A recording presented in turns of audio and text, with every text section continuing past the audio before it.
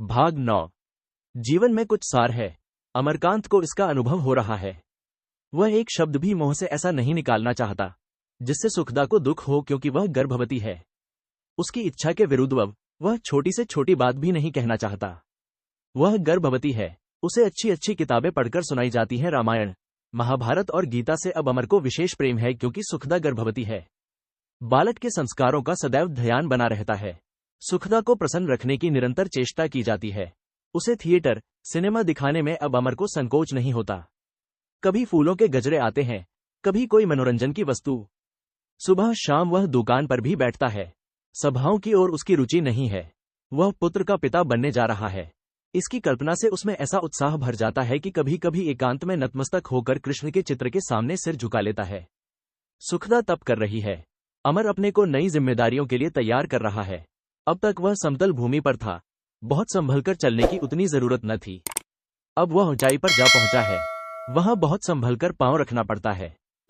लाला समरकांत भी आजकल बहुत खुश नजर आते हैं। बीसों ही बार अंदर आकर सुखदा से पूछते हैं, किसी चीज की जरूरत तो नहीं है। अमर पर उनकी विशेष कृपा दृष्टि हो गई है। उसके आदर्शवाद को वह उतना बुरा नहीं समझते। एक दिन काले खां को उन्होंने दुकान से खड़े खड़े निकाल दिया। असामियों पर वह उतना नहीं बिगड़ते, उतनी मालिशें नहीं करते। उनका भविष्य उज्ज्वल हो गया है। एक दिन उनकी रेणुका से बातें हो रही थीं। अमरकांत की निष्ठा की उन्होंने दिल खोलकर प्रशंसा की। रेणुका उतनी प्रसन्न न थी। प्रसव के कष्टों को याद करके वह भयभीत हो जाती थी। बोली, लाला जी, मैं तो भगवान से यही मनाती हूं कि जब हंसाया है तो बीच में रुलाना मत। पहलौंठी में बड़ा संकट रहता है। स्त्री का दूसरा जन्म होता है। समरकांत को ऐसी कोई शंका न थी। बोले, मैंने तो बालक का नाम सोच लिया है। उसका नाम होगा रेणुकांत। रेणुका आशंकित होकर बोली, अभी नाम वाम न रखिए। लाला जी, इस संकट से उबर हो जाए तो नाम सोच लिया जाएगा। मैं सोचती हूँ दुर्गा पाठ बैठा दीजिए। इस मोहल्ले में एक दाई रहती है, उसे अभी से रख लिया जाए तो अच्छा हो। बिटिया अभी बहुत सी बातें नहीं समझती, दाई उसे संभालती रहेगी। लालाजी ने इस प्रस्ताव को हर्ष से स्वीकार कर लिया। यहां से जब वह घर लौटे तो देखा दुकान पर दो गोरे और एक मेम बैठे हुए हैं और अमरकांत उनसे बातें कर रहा है। कभी कभी नीचे दर्जे के गोरे यहां अपनी घड़ियां या और कोई चीज बेचने के लिए आ जाते थे। लालाजी उन्हें खूब ठगते थे। वह जानते थे कि ये लोग बदनामी के भय से किसी दूसरी दुकान पर न जाएंगे। उन्होंने जाते ही जाते अमरकांत को हटा दिया और खुद सौदा पटाने लगे। अमरकांत स्पष्टवादी था और यह स्पष्टवादिता का अवसर न था। मेम साहब को सलाम करके पूछा, कहिए मेम साहब, क्या हुक्म है। तीनों शराब के नशे में चूर थे। मेम साहब ने सोने की एक जंजीर निकालकर कहा, सेठ जी, हम इसको बेचना चाहता है। बाबा बहुत बीमार है, उसका दवाई में बहुत खर्च हो गया। समरकांत ने जंजीर लेकर देखा और हाथ में तौलते हुए बोले, इसका सोना तो अच्छा नहीं है। मेम साहब, आपने कहाँ बनवाया था। मेम हंसकर बोली, ओ तुम बराबर यही बात कहता है। सोना बहुत अच्छा है, अंग्रेजी दुकान का बना हुआ है, आप इसको ले लें। समरकांत ने अनिच्छा का भाव दिखाते हुए कहा, बड़ी बड़ी दुकानें ही तो ग्राहकों को उल्टे छुरे से मुनरती हैं। जो कपड़ा यहाँ बाजार में 6 आने गज मिलेगा, वही अंग्रेजी दुकानों पर 12 आने गज से नीचे न मिलेगा। मैं तो 10 रुपये तोले से बेशी नहीं दे सकता। और कुछ नहीं देगा। कुछ और नहीं, यह भी आपकी खातिर है। ये गोरे उस श्रेणी के थे जो अपनी आत्मा को शराब और जुए के हाथों बेच देते हैं। बेटिकट गर्स्ट क्लास में सफर करते हैं, होटल वालों को धोखा देकर उड़ जाते हैं और जब कुछ बस नहीं चलता तो बिगड़े हुए शरीफ बनकर भीख मांगते हैं। तीनों ने आपस में सलाह की और जंजीर बेच डाली। रुपये लेकर दुकान से उतरे और तांगे पर बैठे ही थे कि एक भिखारिन तांगे के पास आकर खड़ी हो गई। वे तीनों रुपये पाने की खुशी में भूले हुए थे कि सहसा उस भिखारिन ने छुरी निकालकर एक गोरे पर वार किया। छुरी उसके मुंह पर आ रही थी। उसने घबराकर मुंह पीछे हटाया तो छाती में चुभ गई। वह तो तांगे पर ही हाय हाय करने लगा। शेष दोनों गोरे तांगे से उतर पड़े और दुकान पर आकर प्राण रक्षा माफना चाहते थे कि भिखारिन ने दूसरे गोरे पर वार कर दिया। छुरी उसकी पसली में पहुंच गई। दुकान पर चढ़ने न पाया था, धड़ाम से गिर पड़ा। भिखारिन लपक कर दुकान पर चढ़ गई और मेम पर झपटी की। अमरकांत हाँ हाँ करके उसकी छुरी छीन लेने को बढ़ा। भिखारिन ने उसे देखकर छुरी फेंक दी और दुकान के नीचे कूदकर खड़ी हो गई। सारे बाजार में हलचल मच गई। एक गोरे ने कई आदमियों को मार डाला है। लाला समरकांत मार डाले गए। अमरकांत को भी चोट आई है। ऐसी दशा में किसे अपनी जान भारी थी जो वहां आता। लोग दुकानें बंद करके भागने लगे। दोनों गोरे जमीन पर पड़े तड़प रहे थे। ऊपर मेम सहमी हुई खड़ी थी और लाला समरकांत अमरकांत का हाथ पकड़कर अंदर घसीट ले जाने की चेष्टा कर रहे थे। भिखारिन भी सिर झुकाए जड़वत खड़ी थी, ऐसी भूली भाली जैसे कुछ किया नहीं है। वह भाग सकती थी, कोई उसका पीछा करने का साहस न करता, पर भागी नहीं। वह आत्मघात कर सकती थी। उसकी छुरी अब भी जमीन पर पड़ी हुई थी, पर उसने आत्मघात भी न किया। वह तो इस तरह खड़ी थी मानो उसे यह सारा दृश्य देखकर विस्मय हो रहा हो। सामने के कई दुकानदार जमा हो गए। पुलिस के 2 जवान भी आ पहुंचे। चारों तरफ से आवाज आने लगी, यही औरत है, यही औरत है। पुलिस वालों ने उसे पकड़ लिया। 10 मिनट में सारा शहर और सारे अधिकारी वहां आकर जमा हो गए। सब तरफ लाल पगड़ियां दीख पड़ती थीं। सिविल सर्जन ने आकर आहतों को उठवाया और अस्पताल ले चले। इधर तहकीकात होने लगी। भिखारिन ने अपना अपराध स्वीकार किया। पुलिस सुपरिंटेंडेंट ने पूछा, तेरी इन आदमियों से कोई अदावत थी? भिखारिन ने कोई जवाब न दिया। सैकड़ों आवाजें आई, बोलती क्यों नहीं हत्यारिन। भिखारिन ने दृढ़ता से कहा, मैं हत्यारिन नहीं हूं।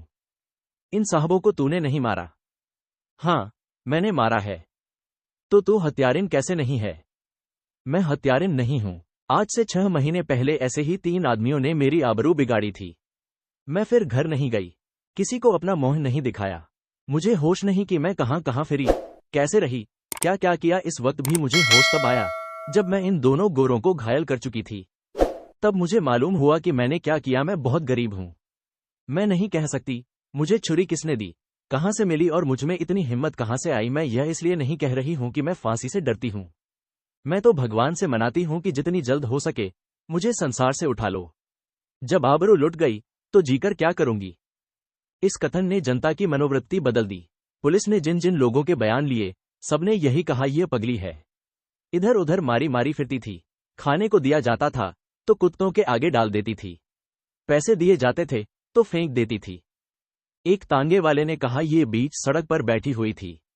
कितनी ही घंटी बजाई पर रास्ते से हटी नहीं। मजबूर होकर पटरी से तांगा निकाल लाया।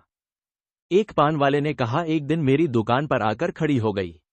मैंने एक बीड़ा दिया, उसे जमीन पर डालकर पैरों से कुचलने लगी, फिर गाती हुई चली गई। अमरकांत का बयान भी हुआ।